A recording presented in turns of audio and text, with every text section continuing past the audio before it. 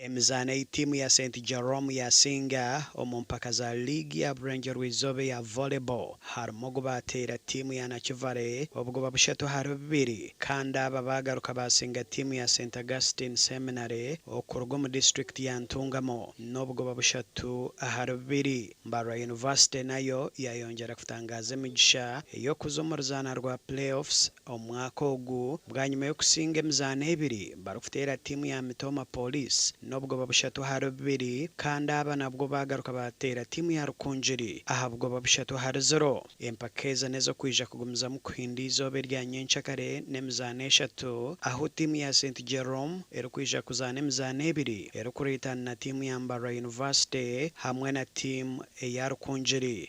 Twabagambira ngo twatubaraganise kuzo playoffs. So today twabasa kuzana games ibiri twazana Mitoma Police na Rukunjiri Volleyball Club. So games zona twasinga kandi tubetone points avernisha tukikumisa ngori zo twase points avernisha. Reje games zeze nyuma kano manya bana bato. So mbagumamba improving day by day. Kandi tureba games zigire zafite amamani mingi kuri mutwazo mu playoffs.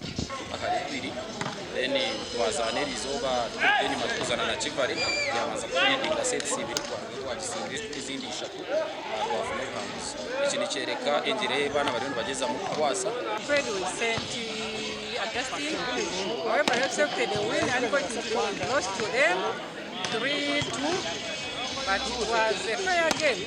Kandi tukuragana sabagizi bitu kandi ababona bakusapotinga Rukunjiri no kugira ngo batavamani abo kugira ngo abana bariyone bashohora bariyone bakoraje. Kandi yo Bishop Stuart University nayo neja kuzana umuzano gumwe kuretana na timu ya Rukunjiri.